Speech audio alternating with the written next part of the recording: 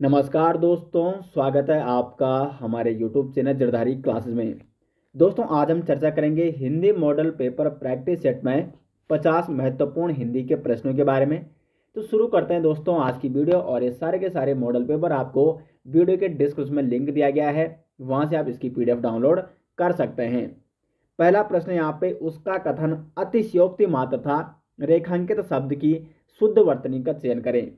तो देखो, ये अतिशयोक्ति नहीं होता है, बल्कि क्या होता है, अतिशयोक्ति होता है। यानी जो डी ऑप्शन है वो अतिशयोक्ति की शुद्ध वर्तनी है, अतिशयोक्ति।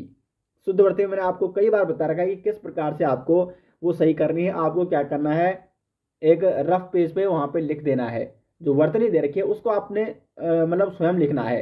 तो अधिकांश क्या होता है कि अगर आपने वो शब्द कई बार लिखा होगा तो वो आप बिल्कुल उसको सही लिख दोगे। ठीक है, इस प्रकार से आप वर्तनी शुद्ध कर सकते हो। क्वेश्चन नंबर 2 है, ब्रजबुली नाम से जानी जाती है। तो जो पुरानी बांग्ला है उसको जाना जाता है ब्रजबुली के नाम से। क्वेश्चन नंबर 3 है, हिंदी खड़ी बोली किस अपभ्रंश से विकसित हुई है। तो जो हिंदी खड़ी बोली है, हिंदी खड़ी बोली को दोस्तों क्या कहते हैं, कोरवी या नागरी भी कहा जाता है। और ये शौरसेनी अपभ्रंश से विकसित हुई है। तो हिंदी खड़ी बोली को किस नाम से जाना जाता है, कोरवी या नागरी के नाम से, और ये शौरसेनी से विकसित हुई है। अब देखो, जो मागधी है, मागधी से कौन सी बोलियां विकसित हुई है, तो भोजपुरी, मगही और मैथिली, ये प्रमुख बोलियां मागधी से विकसित हुई हैं। अर्धमागधी से कौन कौन विकसित हुई है, तो अवधी, बघेली और छत्तीसगढ़ी, ये अर्धमागधी से विकसित हुई है। और ब्राह्मण से जो विकसित हुई है वो है पंजाबी। पंजाबी किस अपभ्रंश से विकसित हुई है, तो ब्राह्मण अपभ्रंश से। जबकि हिंदी खड़ी बोली शौरसेनी अपभ्रंश से विकसित हुई है। ये मैंने आपको डिटेल्स में पढ़ा रखा है। क्वेश्चन नंबर 4 है, दुरासा शब्द का संधि विच्छेद। तो देखो, यहाँ पे दुरासा शब्द का संधि विच्छेद पूछा गया है। तो इसका हो जाएगा दुधन आशा। दुरासा, इसमें कौन सी संधि है, तो इसमें हो जाएगी विसर्ग संधि। क्वेश्चन नंबर 5 है, प्रिय का तद्भव शब्द। तो प्रिय का जो तद्भव शब्द हो जाएगा वो हो जाएगा दोस्तों पिया। ठीक है, पिया।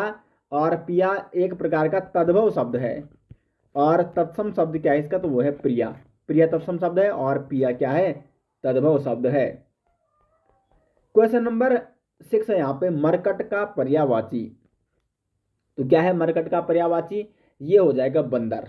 आपने रामायण जरूर देखी होगी, और रामायण में आपने अक्सर जब मेघनाथ आता है तो मेघनाथ हमेशा क्या कहता है हनुमान को, उस मरकट को हमने मरकट को नहीं छोड़ना चाहिए था। तो वो मरकट शब्द किसके लिए प्रयोग करता है, हनुमान जी के लिए। और हनुमान जी यानी उनका वानर रूप था, तो वानर यानी बंदर का यहाँ पे जो पर्यायवाची हो जाएगा वो हो जाएगा मरकट। तो इस प्रकार से आप मरकट को ध्यान रख सकते हैं कि मरकट का पर्यायवाची है बंदर, यानी बंदर को ही मरकट कहा जाता है। क्वेश्चन नंबर 7 है, समाचार लेखन में किस शैली का प्रयोग होता है। महत्वपूर्ण प्रश्न है दोस्तों। तो समाचार शैली में जितने भी अधिकांशतः समाचार पत्र हैं उसमें किस शैली का प्रयोग किया जाता है, उल्टा पिरामिड शैली का प्रयोग किया जाता है। अब देखो क्या होती है ये उल्टा पिरामिड शैली। मैंने समाचार पत्र जब आपको पढ़ाया था, क्योंकि वो बहुत ही महत्वपूर्ण टॉपिक है हिंदी व्याकरण में, पत्र लेखन और समाचार पत्र। मैं आपको बार बार कहता हूँ, प्लेलिस्ट में आपको मिल जाएगी वीडियो, या आप सर्च कीजिए हिंदी पत्र लेखन बाय जरधारी क्लासेस या समाचार पत्र बाय जरधारी क्लासेस, तो वो वीडियो सबसे ऊपर आ जाएंगी। उनको आप जरूर देखें, क्योंकि दोस्तों वहाँ से 2 या 3 प्रश्न जरूर पूछ जाते हैं। अब बड़े टॉपिक नहीं है वो, सिर्फ आपको समझना है, उसमें याद करने के लिए कुछ नहीं है। तो क्या होती है उल्टा पिरामिड शैली। इस उल्टा पिरामिड शैली में दोस्तों ये समाचार लेखन की सबसे प्रचलित और प्रभावी और लोकप्रिय शैली मानी जाती है। और अधिकांश जो जनसंचार माध्यम है वो इसी शैली से, मतलब उल्टा पिरामिड शैली ही प्रयोग करते हैं। क्या होती है उल्टा पिरामिड शैली, तो ये 3 हिस्सों में लिखा जाता है। सबसे ऊपर आ जाएगा इंट्रो, यानी जिसको हम कहते हैं मुखड़ा, इंट्रो। ठीक है, उसके बाद आ जाएगा बॉडी, और अंत में आता है समापन। इंट्रो या जो मुखड़ा कहलाता है या जो लीड कहलाता है, उसमें क्या होता है कि खबर के मूल तत्व को शुरू में 2-3 लाइनों में ही दिखाया जाता है। जैसे आपने समाचार पत्र पढ़ा होगा, और माना कहीं पे बाढ़ आ गई तो उसमें हेडिंग लिखी रहेगी कि जैसे माना सपोज उत्तराखंड में बाढ़ आ गई, तो उत्तराखंड में आई बाढ़, इतने लोग हुए घायल। तो कुल मिला के आपको हेडिंग से ही पता चल रहा है कि खबर के अंदर क्या है। तो इसे कहते हैं उल्टा पिरामिड शैली, जिसमें आपको खबर का जो सार होता है वो इंट्रो यानी मुखड़ा से ही, जो ऊपर की हेडिंग होती है उससे ही पता चल जाता है, जो कि खबर का सबसे अहम हिस्सा माना जाता है। तो उल्टा पिरामिड शैली में खबर का सबसे अहम हिस्सा कौन होता है, तो वो होता है इंट्रो। क्वेश्चन नंबर 8 की ओर बढ़ते हैं दोस्तों। निम्न में ऊष्म व्यंजन है, ऊष्म व्यंजन कौन कौन से हैं, तो वो है, इसमें से है वो है हा। ऊष्म व्यंजन को दोस्तों संघर्षी व्यंजन भी कहते हैं।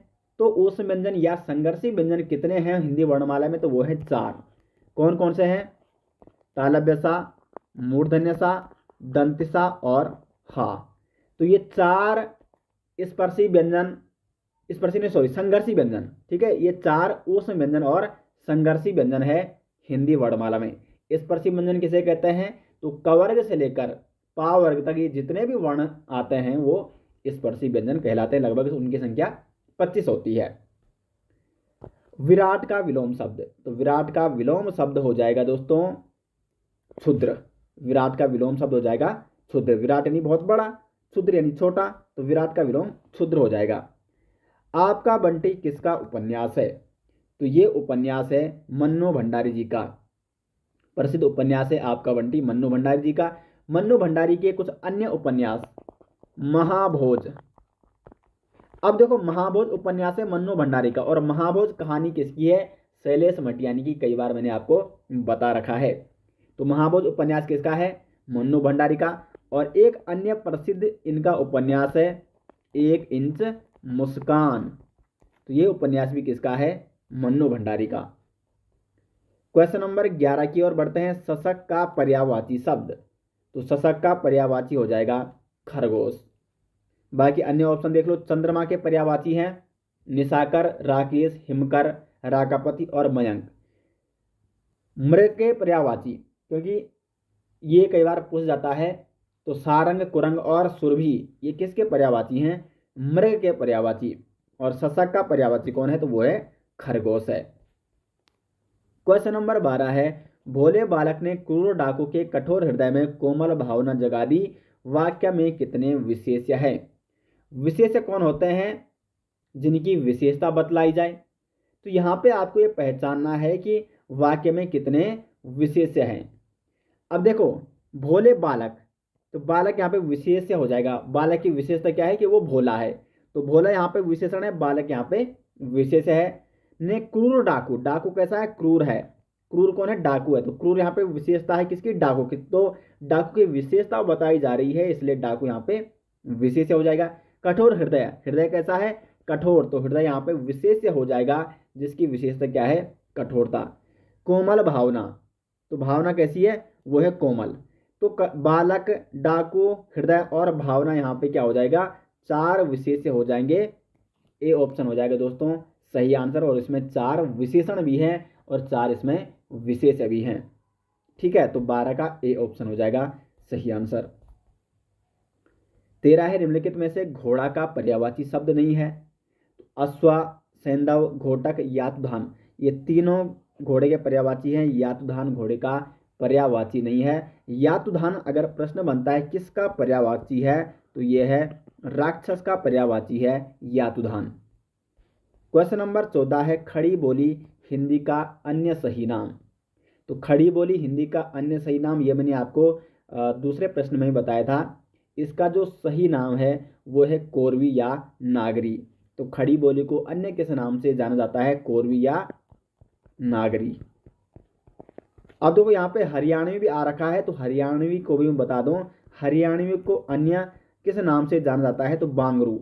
बांगरू किस हरियाणवी को जाना जाता है, बांगरू के नाम से। ठीक है, तो बांगरू के नाम से किससे जाना जाता है, हरियाणवी को। क्वेश्चन नंबर 15 है। ध्वनिमयी करके गिरी कंदरा, कलित कानन केल निकुंज को। इसमें आपको बताना है कि अलंकार कौन सा है। अब देखो इस पंक्ति में आपको दिख रहा होगा, जो ये दूसरी पंक्ति है, कलित कानन केली निकुंज को, यहाँ पे का वर्ण की आवृत्ति बार बार हो रही है, और जहां पर एक वर्ण की आवृत्ति अनेक बार होती है, एक वर्ण की अनेक बार जहां पे आवृत्ति होती है, वहां पे होता है वृत्यानुप्रास अलंकार। तो इसका बी ऑप्शन हो जाएगा दोस्तों सही आंसर। ध्वनि क्या है, ध्वनिमयी करके गिरी कंदरा कलित कानन के केरी निकुंज को। तो का वर्ण की आवर्ती हो रही है, जहां पे एक वर्ण की आवर्ती अनेक बार होती है वहां पे वृत्यानुप्रास अलंकार होता है। अलंकार मैंने आपको काफी डिटेल्स में शब्दालंकार और अर्थालंकार और जितने भी इनके भेद है डिटेल्स में दोस्तों मैंने आपको ये पढ़ा रखा है, लगभग 2 या 3 एग्जाम्पल के साथ साथ। बाकी आपको अगर अलंकार हो या आपके सिलेबस के अनुसार हिंदी में जितने भी टॉपिक हैं उसके डिटेल्स नोट्स विद एमसीक्यू चाहिए तो उसकी ई बुक का लिंक आपको वीडियो के डिस्क्रिप्शन में दिया गया है, वहां से आप उसको डाउनलोड कर सकते हैं। क्वेश्चन नंबर 16 है शुद्ध वर्तनी का चयन कीजिए। तो यहाँ पे देखो शुद्ध वर्तनी हो जाएगी प्रतिष्ठा। ठीक है, प्रतिष्ठा, प्रतिष्ठा नहीं होता, प्रतिष्ठा होता है। ए ऑप्शन और बी ऑप्शन में अंतर क्या है कि ए में टा लगा है अंत में, इसमें ठा लगा है, तो बी ऑप्शन हो जाएगा शुद्ध वर्तनी। आगे बढ़ते हैं क्वेश्चन नंबर 17 की ओर। वह एक सप्ताह बाद आया, इस वाक्य में कौन सा शब्द क्रिया विशेषण है। तो जब भी आपको क्रिया विशेषण देखना है उससे पहले क्रिया की पहचान कीजिए उस वाक्य में। तो वह एक सप्ताह बाद आया, क्रिया क्या है, आना, आया यानी आना। लेकिन आना और मतलब आना की विशेषता यहाँ पे कौन बता रहा है, वो बता रहा है बाद, सप्ताह बाद आया, बाद यानी वो समय को पीछे धकेल रहा है। तो जो आने की यहाँ पे जो क्रिया हो रही है आना, उसकी विशेषता क्या है कि वो बाद में आया। तो यहाँ पे क्रिया विशेषण जो क्रिया की विशेषता बता रहा है वो है बाद। तो बाद यहाँ पे क्या हो जाएगा दोस्तों, क्रिया विशेषण हो जाएगा कि वो आ तो रहा है लेकिन बाद में आ रहा है, एक सप्ताह बाद आ रहा है, तो बाद यहाँ पे क्या हो जाएगा, क्रिया विशेषण हो जाएगा। क्वेश्चन नंबर 18 है कौन सा शब्द स्त्रीलिंग का नहीं है। तो देखो पुल्लिंग और स्त्रीलिंग के पहचान का सिंपल सा मेथड है कि आप वाक्य प्रयोग कीजिए। छात्रा आ रही है, ये स्त्रीलिंग है। पृथ्वी घूम रही है, स्त्रीलिंग है। वधु आ रही है, स्त्रीलिंग है। जीवन आ रहा है, तो इसमें क्या आ गया, रहा है आ गया। बाकी सब में रही है आ रहा था तो वो स्त्रीलिंग थी। जीवन जी रहा है, जीवन आ रहा है, जीवन जा रहा है, तो ये क्या है, पुल्लिंग शब्द हो जाएगा। 18 का डी ऑप्शन, ये पुल्लिंग है यानी स्त्रीलिंग नहीं है। जीवन स्त्रीलिंग नहीं है बल्कि पुल्लिंग है। क्वेश्चन नंबर 19 है वह नौकर नहीं आया, वाक्य में वह कौन सा विशेषण है। तो वह हो जाएगा इसमें सार्वनामिक विशेषण। सार्वनामिक विशेषण क्या होता है, जब कोई सर्वनाम शब्द, क्योंकि वह क्या है, एक सर्वनाम शब्द है, तो जब कोई सर्वनाम शब्द संज्ञा शब्द से ठीक पहले आकर उसकी विशेषता बताता है तो उसे सार्वनामिक विशेषण कहा जाता है। क्योंकि यहाँ पर जो सर्वनाम है ये विशेषण मतलब क्या कर रहा है, संज्ञा की विशेषता बता रहा है, विशेषण के तौर पर ये प्रयुक्त हो रहा है, तो इसलिए ये सार्वनामिक विशेषण कहलाएगा। और ये देखो नौकर यहाँ पे संज्ञा है ना, तो संज्ञा के ठीक पहले वह यानी सर्वनाम का प्रयोग हो रखा है, तो यहाँ पे ये सार्वनामिक विशेषण कहलाएगा। वह नौकर नहीं आया, वाक्य में वह क्या है, सार्वनामिक विशेषण। 20वां है निम्न में संयुक्त स्वर। तो संयुक्त स्वर कौन है, वो है ए। देखो कौन कौन से हैं संयुक्त स्वर, ए आई, ठीक है, और औ और औ, ये 4 क्या हैं, संयुक्त स्वर हैं। हिंदी वर्णमाला में ये 4 संयुक्त स्वर कहलाते हैं। ठीक है दोस्तों, तो ए ऑप्शन हो जाएगा इसका सही आंसर। क्वेश्चन नंबर 21 है तू डाल डाल में पात पात का अर्थ। 21 का हो जाएगा सही आंसर। चालाकी का जवाब चालाकी से देना, यानी तुम अगर चालाकी से डालोगे तो मैं चालाकी से उसका जवाब भी दूंगा। तू डाल डाल में पात पात का अर्थ है चालाकी का जवाब चालाकी से देना। क्वेश्चन नंबर 22 है वही मनुष्य है कि जो मनुष्य के लिए मरे, प्रस्तुत पंक्तियों में कौन सा अलंकार है। अब देखो इसमें लाटानुप्रास भी है और यमक भी हो सकता है, लेकिन यमक इसमें क्यों नहीं है। देखो यहाँ पे शब्द की आवृत्ति हो रही है, और जहाँ पे दोस्तों शब्द की आवृत्ति होती है वहाँ पे यमक भी होता है, लेकिन वहाँ पे शब्द का अर्थ बदल जाता है। और जहाँ पे शब्द की आवृत्ति होती है वहाँ पे लाटानुप्रास अलंकार होता है, लेकिन वहाँ पे अर्थ नहीं बदलता। यमक में और लाटानुप्रास में केवल इतना सा अंतर है। दोनों अलंकारों में, मैं अभी लाटानुप्रास और यमक की बात कर रहा हूँ, इन दोनों अलंकारों में शब्द की आवृत्ति होती है, लेकिन लाटानुप्रास में शब्द का अर्थ नहीं बदलता, वही रहता है, जबकि यमक में अर्थ बदल जाता है। तो वही मनुष्य है जो मनुष्य के लिए मरे, यानी मनुष्य शब्द की यहाँ पे आवृत्ति हो रही है, लेकिन मनुष्य का अर्थ यहाँ पे आदमी से है और इस मनुष्य का अर्थ भी यहाँ पे आदमी से ही है, यानी वही आदमी है जो आदमी के लिए मरता है, मनुष्य वही है जो मनुष्य के लिए मरे। तो यहाँ पे क्या हो जाएगा, लाटानुप्रास हो जाएगा। हाँ, अगर यहाँ पे मनुष्य के अर्थ अलग अलग होते तो यहाँ पे यमक अलंकार हो सकता था। तो 22 का हो जाएगा सी ऑप्शन सही आंसर। क्वेश्चन नंबर 23 है, सामान्य शब्द का विलोम।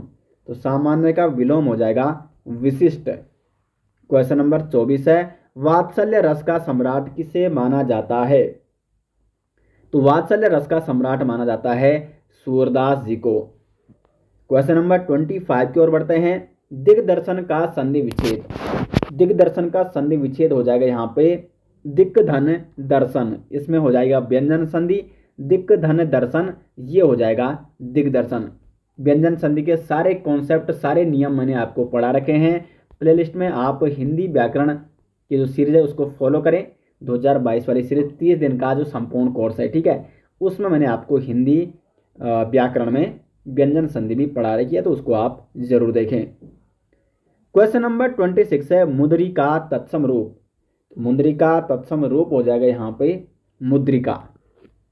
मुद्री जो हाथ में पहनते हैं, तो मुद्री का तत्सम रूप मुद्रिका हो जाएगा और मुद्रिका का तद्भव रूप मुद्री हो जाएगा। क्वेश्चन नंबर 27 है, जब कोई सरकारी पत्र, ज्ञापन का कार्यालय ज्ञापन एक साथ अनेक प्रेषितों को भेजा गया तो उसे क्या कहते हैं। तो उसे कहा जाता है दोस्तों परिपत्र। क्या होता है परिपत्र, जब कोई सरकारी पत्र एक साथ कई प्रेषितों को या कई सरकारी विभागों को भेजा जाता है, कई संबंधित विभागों को भेजा जाता है, तो उसे कहते हैं परिपत्र। यानी मतलब एक ही प्रकार का पत्र कई विभागों में भेजा जाना या कई प्रेषितों को भेजा जाना, उसे परिपत्र कहते हैं। 28 है, आकाश का पर्यायवाची शब्द नहीं है। तो यहाँ पे देखिए गगन भी है, नभ भी है, अंबर भी है।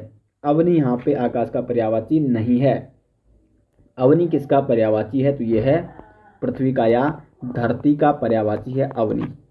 बाकी गगन, नभ और अंबर ये आकाश के पर्यायवाची हैं। 29 है, ठंडा पानी ठंड पैदा करता है, इस वाक्य में कौन सा शब्द विशेष है। विशेष यानी जिसकी विशेषता बताई जाए। तो देखो पानी की विशेषता है ठंडा, तो ठंडा तो यहाँ पे क्या है विशेषण है, और ये ठंडा किसकी विशेषता है, तो यह है पानी की। तो पानी की विशेषता बताई जा रही है, यानी पानी यहाँ पे विशेष हो जाएगा सी ऑप्शन राइट आंसर हो जाएगा 29 का। क्वेश्चन नंबर 30 है, हिंदी वर्णमाला में उच्छिष्ट व्यंजनों की संख्या।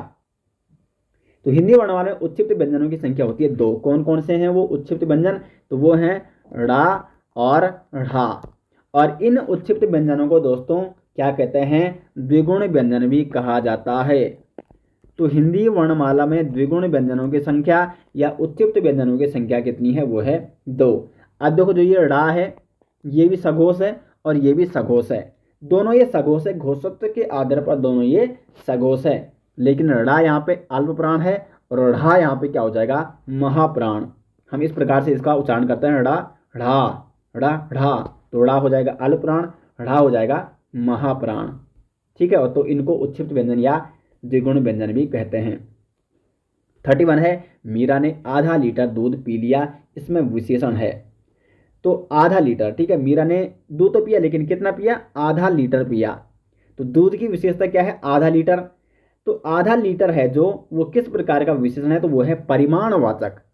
जहां पे भी माप पैमाना आ जाता है, चाहे वो केजी हो, चाहे वो मीटर हो, चाहे वो लीटर हो, तो जहां पे एक पैमाना आ जाता है तो वहां पे उसका परिमाण वो दिखाता है, तो यहाँ पे हो जाएगा परिमाणवाचक विशेषण। 32 है, राजा का पर्यायवाची शब्द। तो राजा का पर्यायवाची हो जाएगा दोस्तों पर्यायवाची नहीं है, ठीक है, राजा का पर्यायवाची नहीं है तो राघव नहीं है। बाकी भूप, राव और नृप ये राजा के पर्यायवाची हैं। 33 है, वह किस प्रकार का शब्द है। तो वह यहाँ पे विकारी शब्द है, क्योंकि जितने भी संज्ञा शब्द या सर्वनाम शब्द या क्रिया या विशेषण शब्द होते हैं वो सारे के सारे क्या होते हैं, विकारी शब्द होते हैं, जिन पर लिंग और वचन के कारण जिनमें विकार उत्पन्न हो जाता है। तो यहाँ पे वह क्या हो जाएगा दोस्तों, विकारी शब्द हो जाएगा। और अविकारी शब्द क्या होते हैं, सभी अव्यय शब्द अविकारी शब्द कहलाते हैं। 34 है, बहती गंगा में हाथ धोना का सही अर्थ। बहती गंगा में हाथ धोना यानी अवसर का लाभ उठाना। गंगा बह रही है, उसमें आपने हाथ धो लिए, तो कुल मिला के आपने एक अवसर आया था आपके पास हाथ धोने का, तो अवसर का आपने लाभ उठा दिया है। 35 है, शैलेश मटियानी को उनकी किस रचना के लिए फणीश्वर नाथ रेणु पुरस्कार से सम्मानित किया गया। इसका सही आंसर हो जाएगा बी ऑप्शन, मुठभेड़। मुठभेड़ एक प्रसिद्ध उपन्यास है शैलेश मटियानी जी का, जिसके लिए इनको फणीश्वर नाथ रेणु पुरस्कार से सम्मानित किया गया।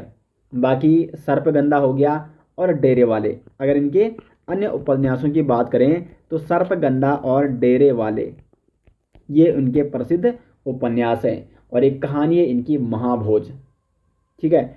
और शैलेश मटियानी के बारे में एक फैक्ट अन्य है कि 2009 में उत्तराखंड सरकार द्वारा शैलेश मटियानी पुरस्कार शुरू किया गया, जो कि राज्य के शिक्षकों को दिया जाता है उत्कृष्ट योगदान के लिए।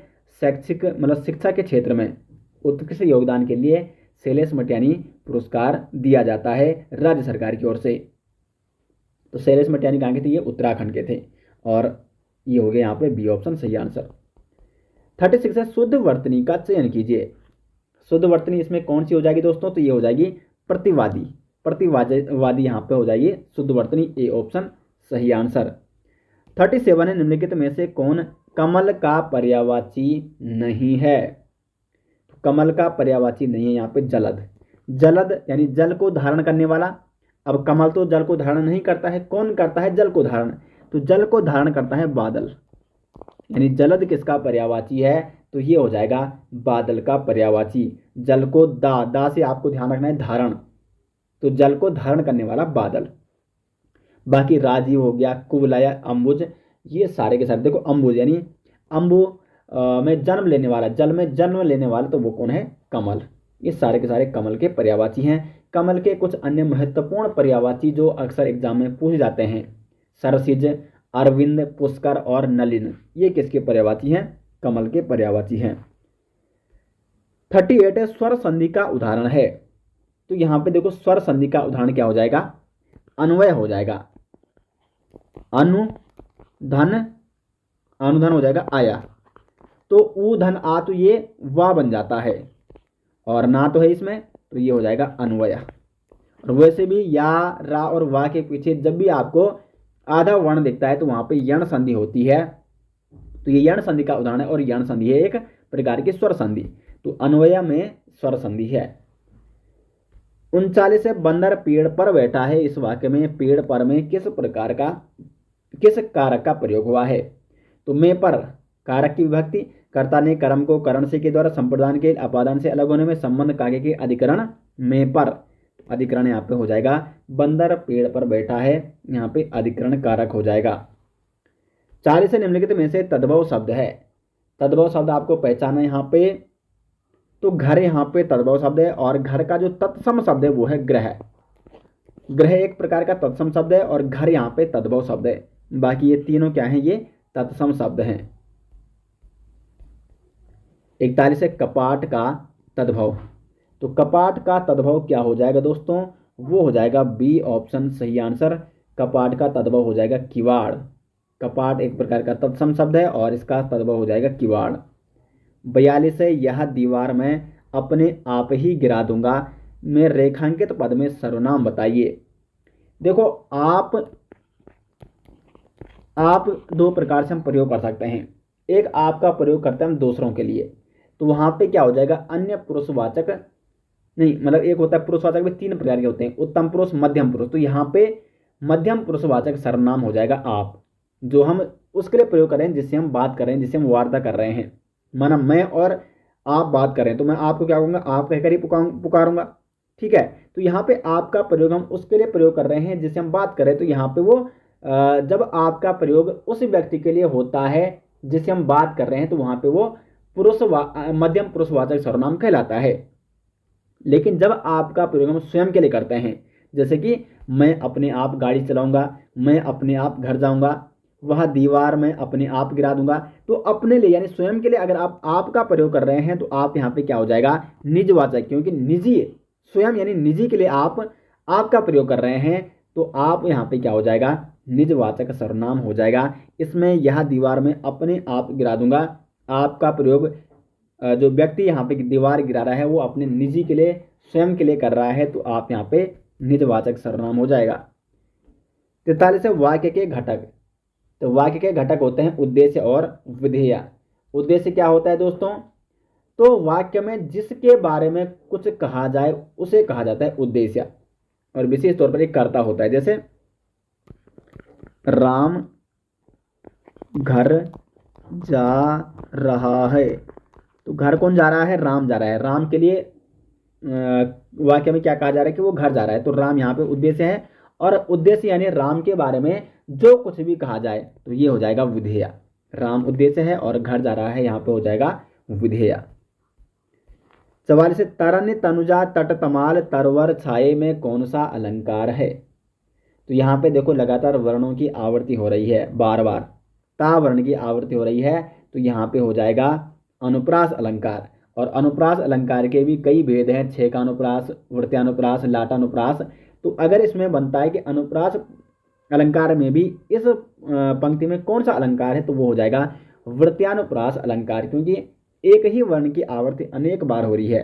तरनी तनुजा तट तमाल तरवर छाये, ता वर्ण की आवृत्ति बार बार हो रही है, तो यहाँ पे अनुप्रास अलंकार का जो भेद है वृत्यानुप्रास वो हो जाएगा, लेकिन अभी इसमें अनुप्रास अलंकार हो जाएगा सही आंसर। 45 है बा उपसर्ग किसमें है। तो बाद है ना दौलत, बदौलत में बा उपसर्ग हो जाएगा। 46 है हथेली पर सरसों नहीं जमती का अर्थ। इसका जो सही आंसर हो जाएगा वो हो जाएगा सी ऑप्शन। काम के लिए समय चाहिए, जब चाहो तभी काम नहीं हो सकता। यानी हथेली पर सरसों नहीं जमती, मतलब ऐसा नहीं कि आपने सरसों में हाथ डाला और सीधे आपकी हथेली में वो जम चुके हैं, ऐसा नहीं है। आप उसके लिए आपको समय चाहिए, आपको काम करना चाहिए, ठीक है। तो काम के लिए समय चाहिए, जब चाहो तभी काम नहीं हो सकता है, तो यहाँ पे सी ऑप्शन हो जाएगा सही आंसर। 47वां है अधिसूचना का प्रकाशन कहाँ होता है। देखो अधिसूचना को कहते हैं नोटिफिकेशन, और नोटिफिकेशन का प्रकाशन हमेशा कहाँ होता है, राजपत्र यानी गजट में। 48 है चरण कमल बंदों हरिराई, इसमें ऑप्शन में आ गया चरण कमल बंदों हरिराई में कौन सा अलंकार है। तो इसमें है रूपक अलंकार। रूपक अलंकार क्या होता है, जहां पर उपमेय व उपमान में कोई भी भेद ना हो, और सबसे बड़ी विशेषता पहचान क्या है कि उसमें कोई भी वाचक शब्द नहीं होता है।